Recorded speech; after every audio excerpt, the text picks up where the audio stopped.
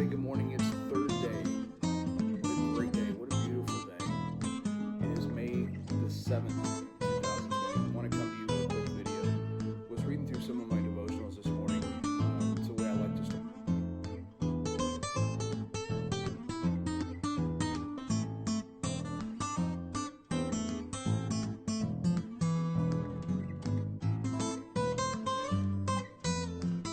YouTube Nation. My name is Todd Kaufmann. A little bit about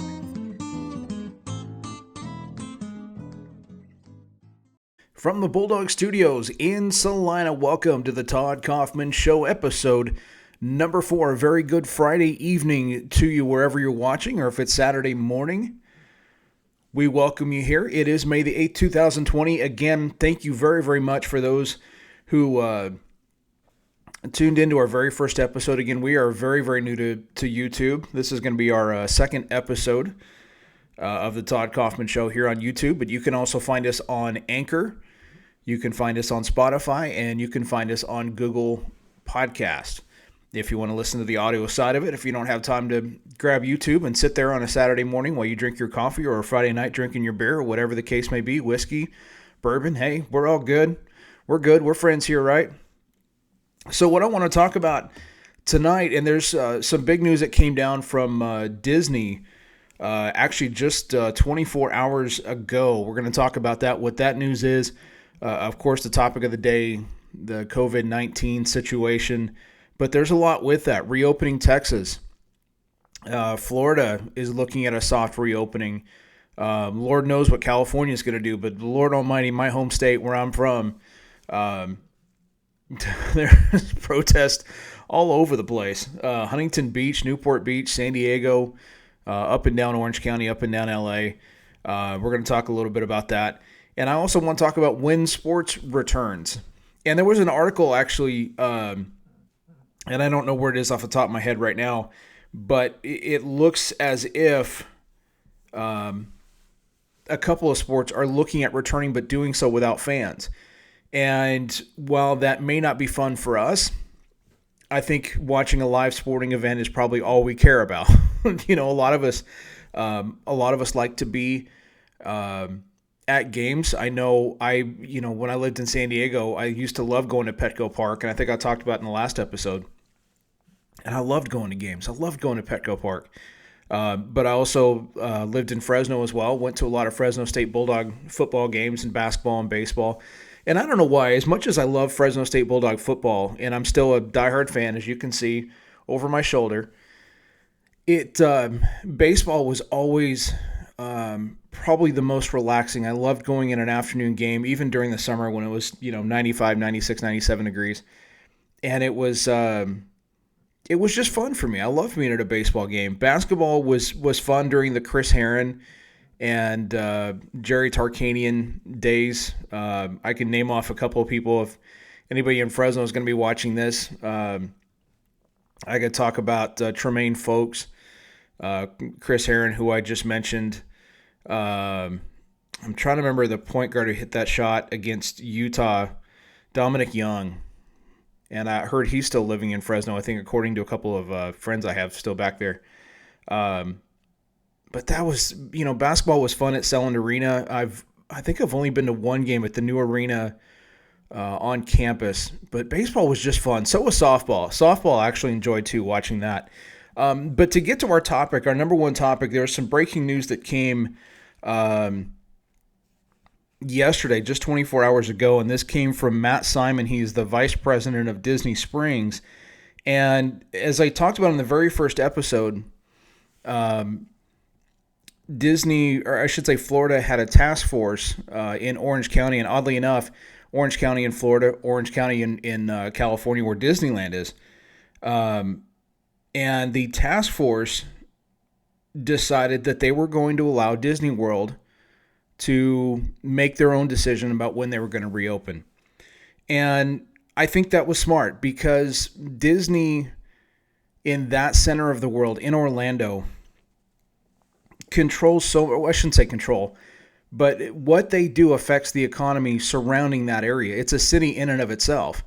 And the hotels, the rental cars, the tourism, everything revolves around Disney. A lot of people don't go to Orlando and don't end up at Disney. I don't know of anybody that I've ever been around or I've ever talked to who has told me, "Oh, we're going to Orlando just for vacations. Nowhere near the beach. We're just going to Orlando to hang out." No, you're not. No, you're not. So, you had to believe that Disney was going to try to play this smart. And I remember when this whole COVID thing started, and it was Universal Studios in Florida that closed first, and everybody was eyes on Disney saying, Disney, what are you going to do now? You have to close. And they did. That was really the only decision they had, was to close. And they did the right thing for all involved, from their cast members to the guests to, hotels to, it was just the right thing to do. Restaurants, shops, whatever the case may be. So this article from Matt Simon came out. It was an official release from Disney. I shouldn't say an article, but an actual official release. And Matt Simon says a phased reopening of Disney Springs will begin on May 20th. Following the guidance of government and health officials, a limited number of shopping and dining experiences that are owned by third-party operating participants will begin to open during the initial phase. The rest of Walt Disney World Resort will remain closed, including theme parks and resort hotels. As we continue to monitor conditions and with the health of guests and Disney cast members at the forefront of our planning, we are making several operational changes. Disney Springs will begin to reopen in a way that incorporates enhanced safety measures, including increased cleaning procedures, the use of appropriate face coverings by both cast members and guests, limited contact guest services, and additional safety training for cast members. My wife and I actually were supposed to go at the end of last month. It was our 10th wedding anniversary on May 1st. And we had planned a Disney World trip at the end of April. I think we were going to leave I want to say it was the 26th or 27th, something like that, to fly to Orlando. And of course, that didn't happen. And we have since postponed our trip to November. And with Disney Springs now looking at a phased reopening, quote unquote, on May 20th, could Disney World be headed for a July 1st reopening? But let's keep in mind, Disney World is not going to reopen fully. They're not going to fling their doors open and it's a free-for-all. It's just not going to happen that way. They're going to do this smart.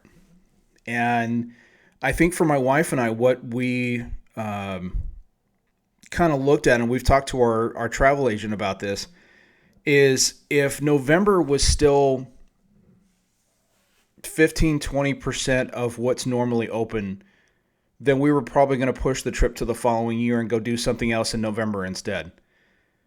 If they're only opening a quarter of the park, let's say for the remainder of the year, let's just, for argument's sake, Disney World reopens July 1st, but they only have a quarter of the rides and attractions open, from actual rides to shows to attractions, whatever you want to call it. To us, people that have never been there, you want to experience Disney World the way it should be.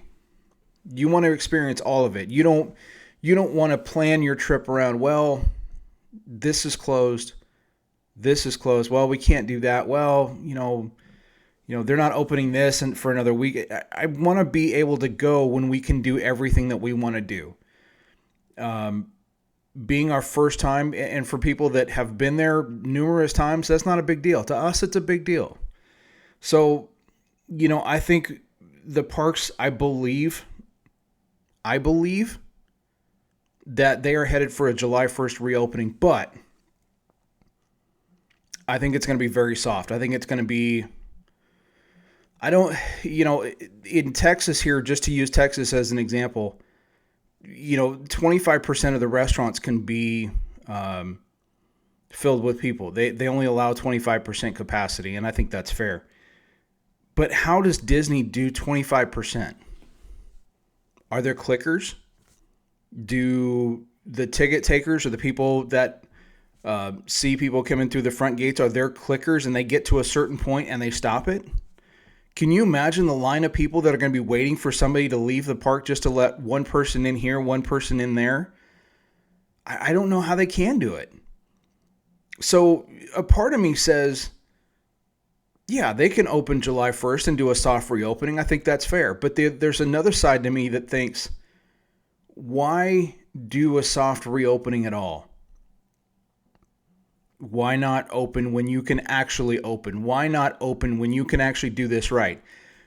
But in the middle there are some cast members, and I think I heard, I forget what podcast I was listening to. It might have been Lou Mongello's at WDW Radio, which, by the way, I love his podcast. He's won awards for a reason, and the guy's incredibly good. And it really a lot of fun to listen to. By the interacts with his listeners, I love it. I love the way he is and the way he conducts his show. And I think it was from his podcast where he was saying, or maybe somebody else's, anyway, that cast members were only going to be paid through their furlough through August 19th, I think was the date that I had heard. So maybe Disney has to, if they can't do a soft reopening in July, do they do a soft opening in August, or do they do a full opening in August? But as long as they're fully open in November, that's all I really care about. Sorry. That's all I really care about.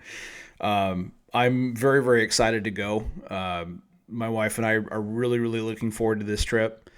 And I'm grateful that my dad is coming out to hang out with the kids. And they love their grandfather. I mean, they eat it up. And the other thing, my daughter starts kindergarten. I think I mentioned this. She starts kindergarten in the fall, if she can actually start, if schools are actually open, and we'll get to that here in just a second.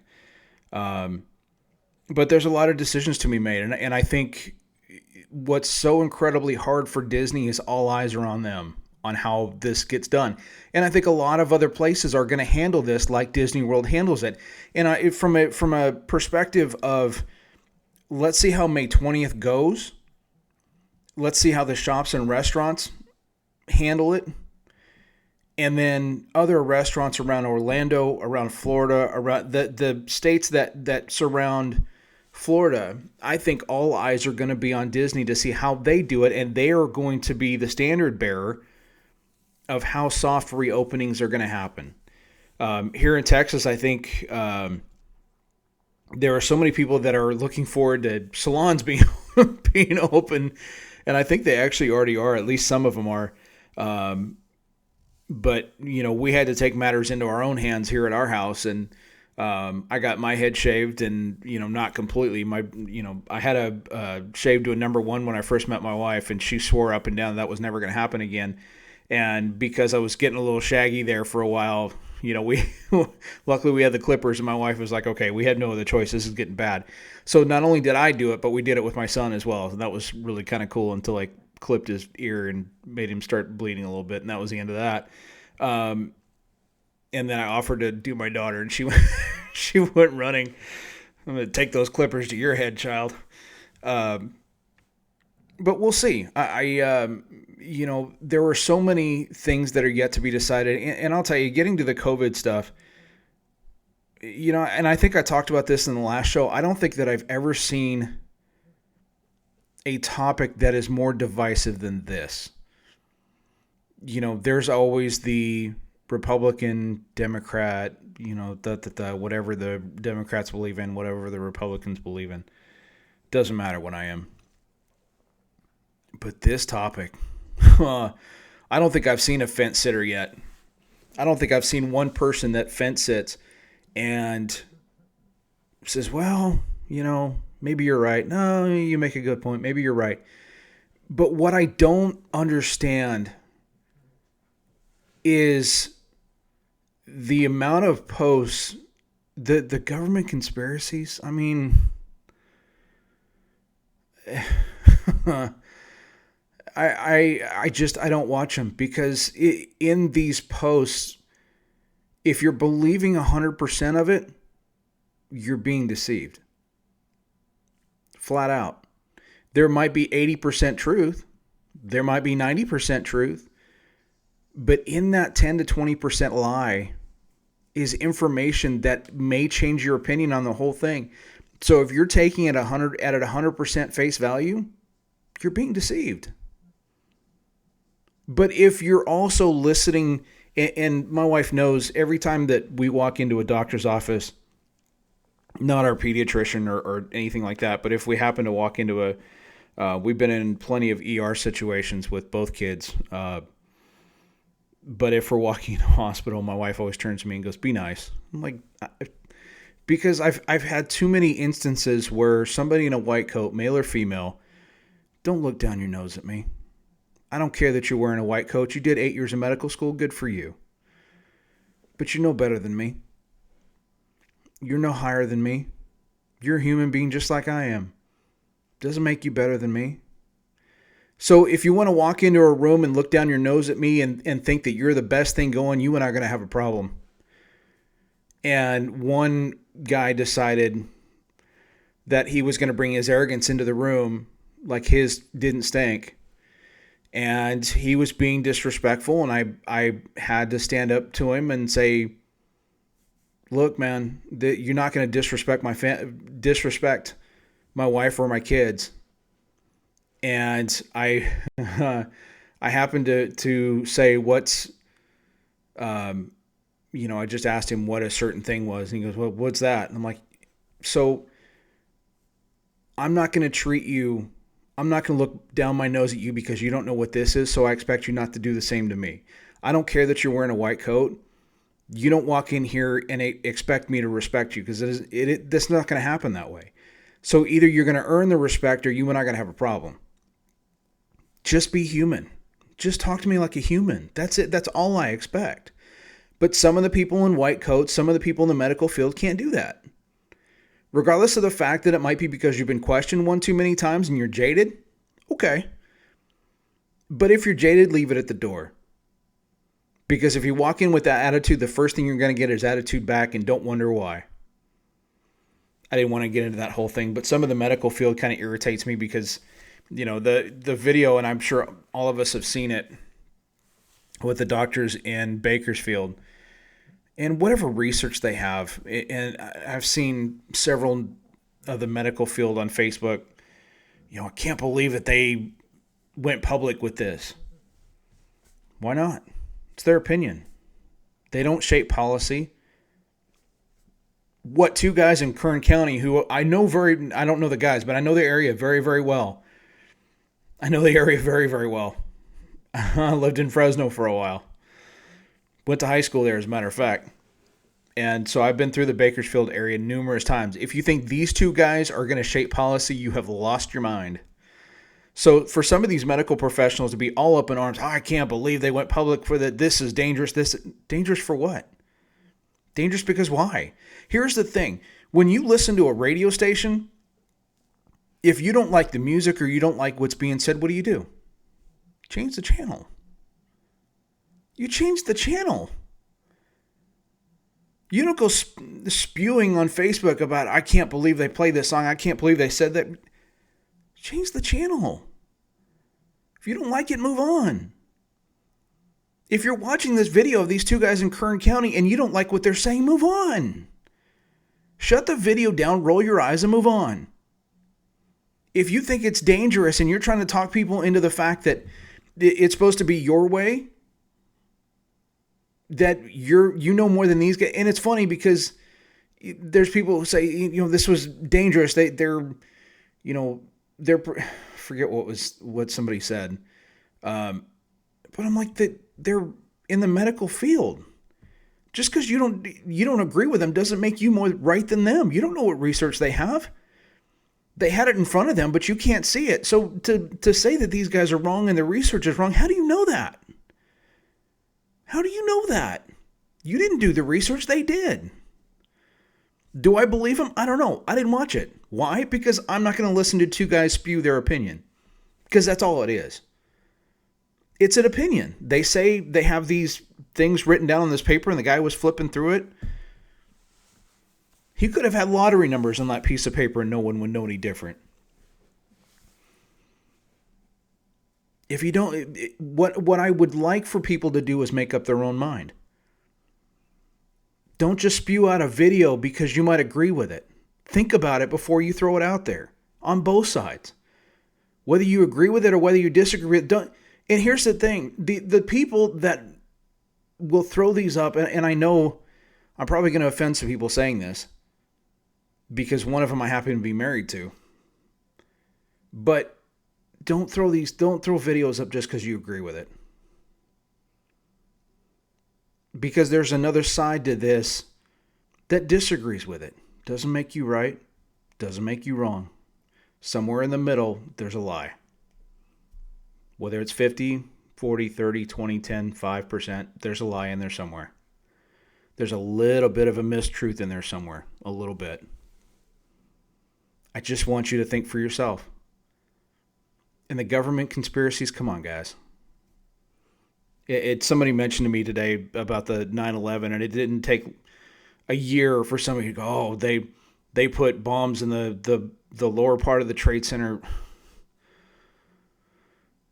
Come on with that, man. I mean, we're still talking about the JFK conspiracies 30, 40, 50 years later. This stuff isn't going to go away, but the thing is we can't prove it. It's a good conversation. It's good to think about it, to make you think. But come up with your own opinion.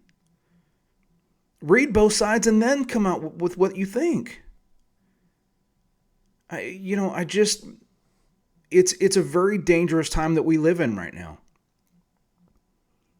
For people who think that this isn't dangerous, people are dying from it. Whether you think it's a government conspiracy or not, people are dying from it. Whether the numbers you think are skewed, people are dying from it. That can't be denied. But they're dying from the flu too. They're dying from cancer too. My mom is battling stage 4 cancer. There's no government conspiracy in that. They're not giving people cancer. A buddy of mine up in Ohio, Matt Lodi, about as transparent as you can be, because the news wasn't great that he just got his mass gained 2 centimeters. It was 3, it's now 5. There's no government conspiracy in that, guys. People are dying from this. Can we please find some middle ground? Do I agree with the mask thing? No, I don't. But I respect people who do. I'm not going to tell them they're wrong. They're just different. They want to protect themselves. I've got a buddy of mine whose immune system is weaker because a fever could be life-threatening because of what he has. Therefore, I'm not just going to walk up on him and give him a hug. I'm not just going to walk up on him and shake his hand or give him a high five. I'm going to be more respectful of his boundaries because of his immune system. It's not as strong as the one I have. But I'm not going to be responsible for damaging him or doing something to him that could be fatal. And you can sit there and go, well, then you should wear a mask. Here's the problem. Masks don't 100% keep this from happening. That's a fact. So what good is it doing? Well, you should wear gloves. Well, we've pretty much seen videos that show that gloves really don't make this ineffective either. Gloves aren't 100% effective with it. Because you're going to touch things on the shelves. You're going to touch your phone. Your phone's going to touch your face. And then what good do the gloves do? So let's think a little bit. Can we please be respectful of each other a little bit? Can we please understand each other a little bit? Can we please have a conversation? Instead of the vitriol that's getting spewed back and forth. And there are so many people that just want to be heard. They don't want to listen. They don't care about my opinion. They just want everybody to hear theirs. If you want to sit down with me and have a conversation, I'm happy to have a conversation, and I'm very, very happy to listen to your opinion. I really am. If it's going to make me think and go, you know what? I never thought about that. What's the harm in that? What's the harm in that?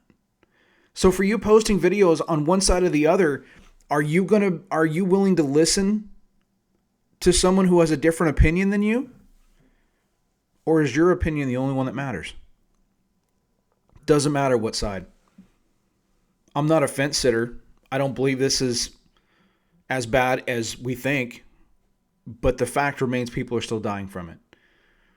But again, people are dying from the flu too, and we don't freak out like this.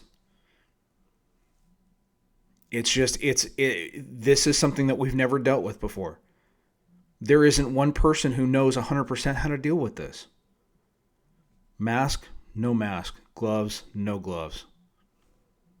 We just don't know what to do.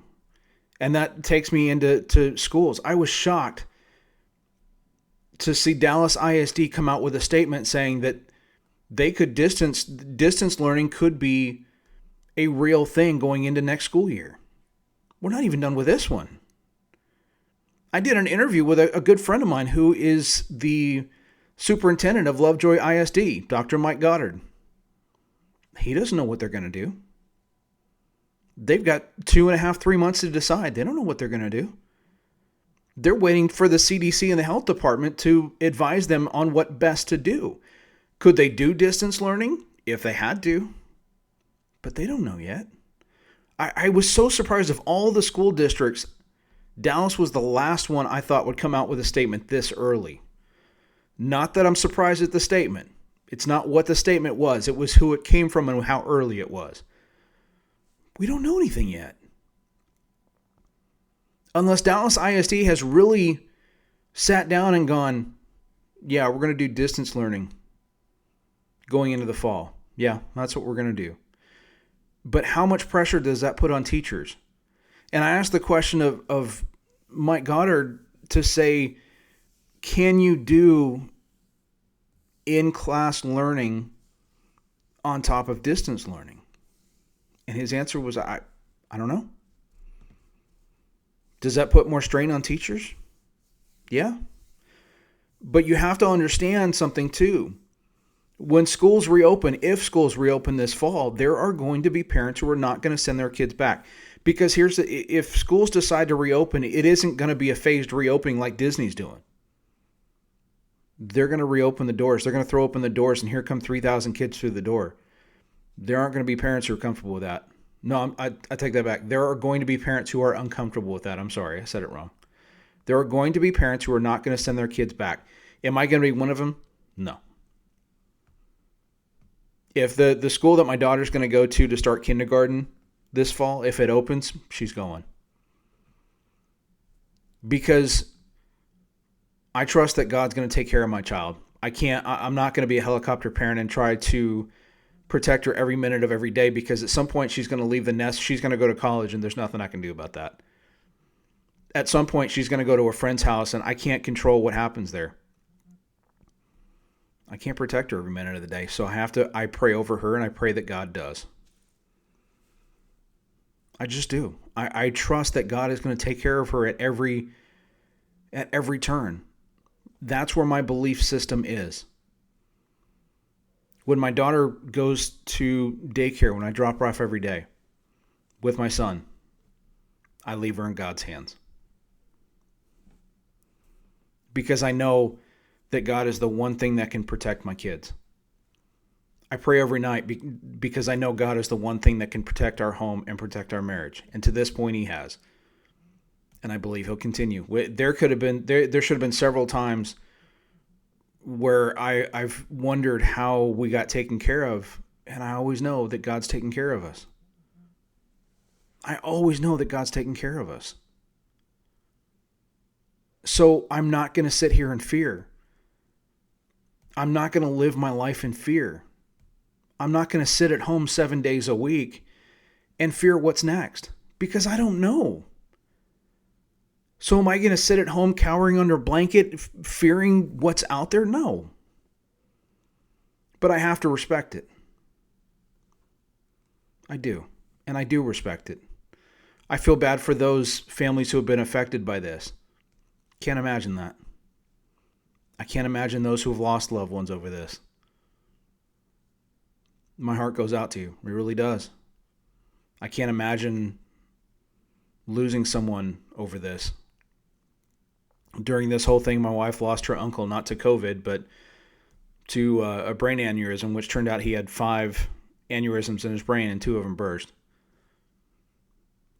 And, during this whole thing, there was a memorial service and a burial. You going through, there's so many people I've seen that have done drive-up weddings or drive-through weddings or whatever you want to call it, drive-by weddings. I can't imagine that either. Seniors are looking at possibly not having a graduation at all. You worked your heart out for this, and you're not going to be able to see it come to fruition. College graduates. There's some that are officially graduated, and they're not going to be able to walk. And I know Texas Motor Speedway has opened. It looks like Denton County is going to be able to allow their high schools to do graduations there, and I think that's a great venue because you can have a lot of people there, and you still can do social distancing. How they're going to pull that off, I don't know, but it's a great place for it. And other people go, well, you should do Arlington and Little Elm and Dallas. They can't handle that. We'll see. We'll see if they do. But I really, my heart goes out to those who have been affected by this, whether it's losing a loved one, a graduation that can't happen, a wedding that was held at your house instead of a banquet hall and 500 people. You waited your whole life for this, and it got taken away from you. Can't change it. So I hate to go from COVID to sports, and I hope it's not a drastic change of a topic, but I did want to get to it. And then I'm going to close talking about why I hate looking at houses, because my wife had me doing that the other day. I'm going to tell you why I hate it. Because I can't move. So we'll talk about that in a minute. Major League Baseball is probably going to be the first to return, and they really, from a financial standpoint, can afford not to have fans because of the TV contracts, which are still going to be there. The advertising revenue, which, again, television, still going to be there. So they can afford to do it. I wonder if college football can do the same. Are they relying on a TV contract? Not a lot of them are. I know Notre Dame has one, but who else does? So I'm interested to see who returns first. I think it's going to be Major League Baseball. I think it's going to be a return without fans. But I don't think any of us are going to argue the fact that we're going to get to watch a live sporting event. I'm not. I can't wait to see the San Diego Padres. They're not going to win the World Series, but I want to watch baseball. I want to watch Manny Machado.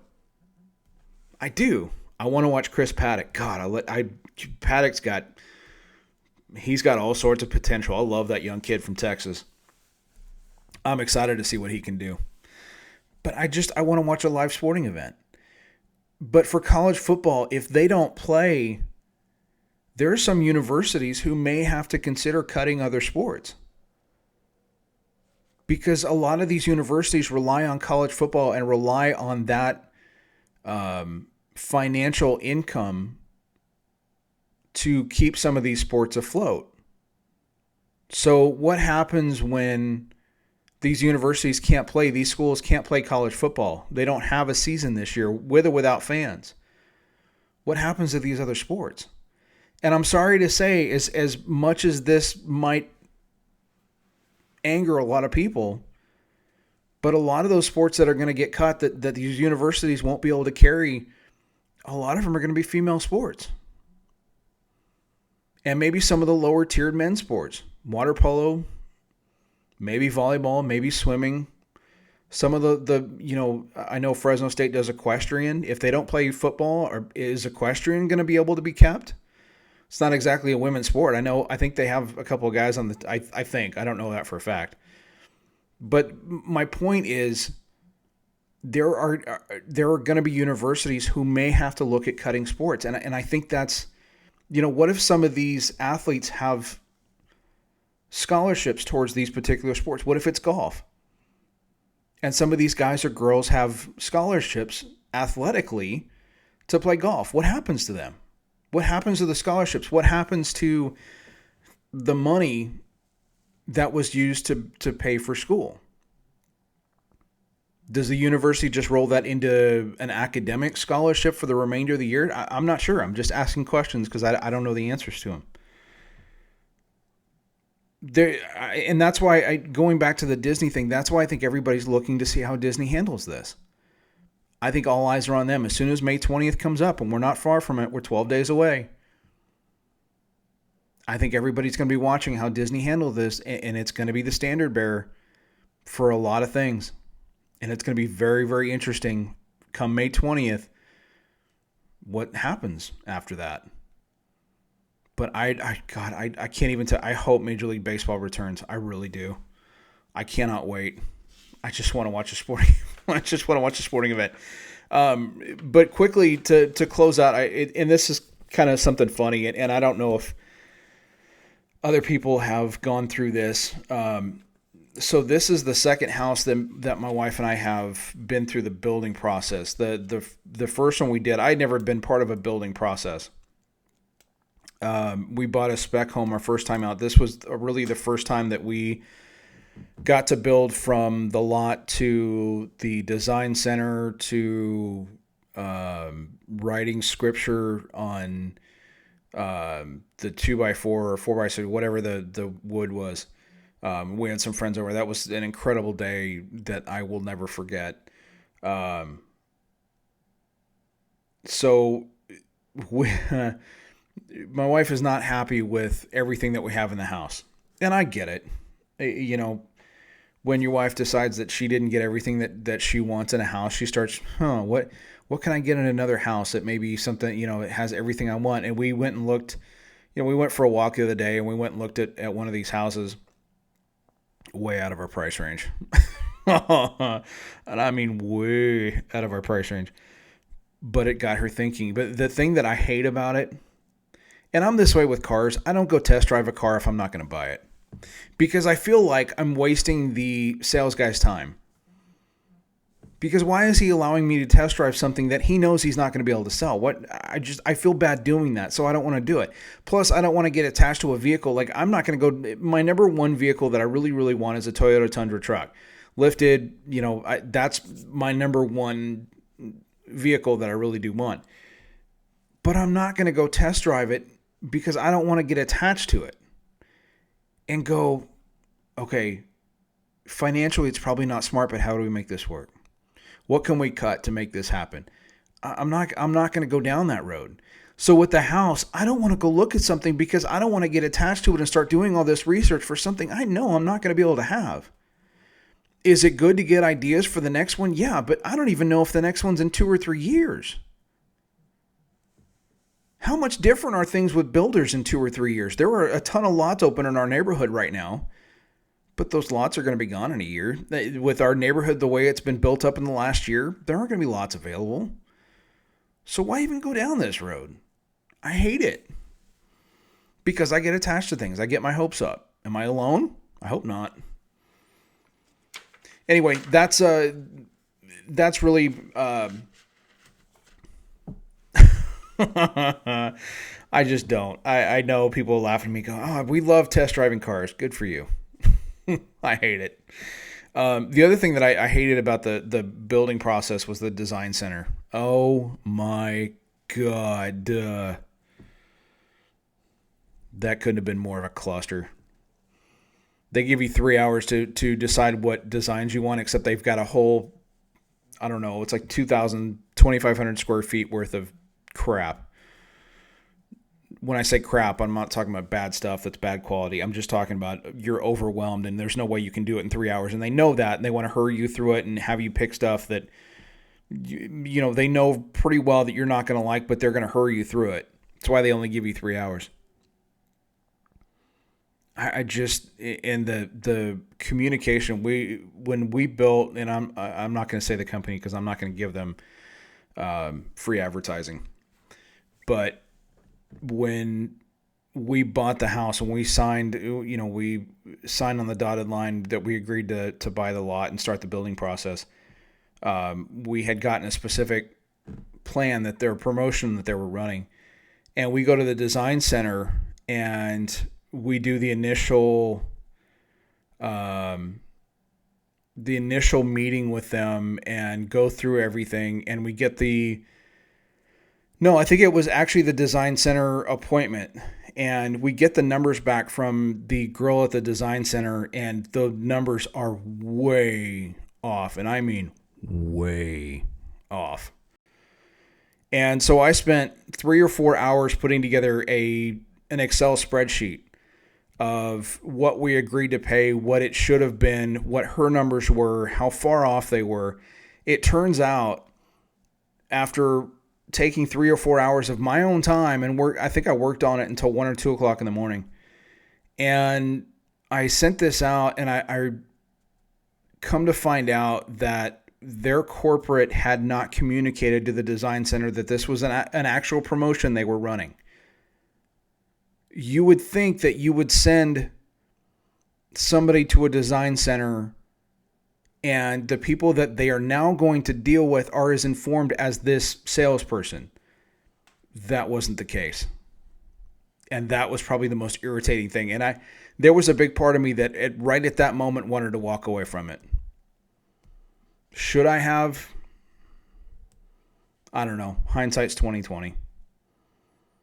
Hindsight's 2020. There's definitely a different builder that my wife would have loved to have instead. And maybe if we waited another 6 months, we could be in a house that we really do like. It's not that we hate this house. We don't. The kids have great bedrooms. They've got a good-sized playroom upstairs. But I think the only thing that I will say is it's not a house that our kids can grow into. It's a house that they'll grow out of pretty quickly. And I think that's what I want for them long-term, is a house that they can grow into as they get to their preteen and teenage and into their first year of adulthood as they head to college. A place they can come home, stuff like that. And I think that's important. But that's not going to happen for a few years. We got a few years down the road before we have to do that. To close out the show, if you want to find us on Facebook, you can do that. Facebook.com/Todd Kaufmann Radio, Kaufmann. Todd Kaufmann Radio on Facebook. You can find me at T_Kaufmann on Twitter. So make sure that you also hit the subscribe button. I'm trying to do this the right way. There you go. Hit that subscribe button over there.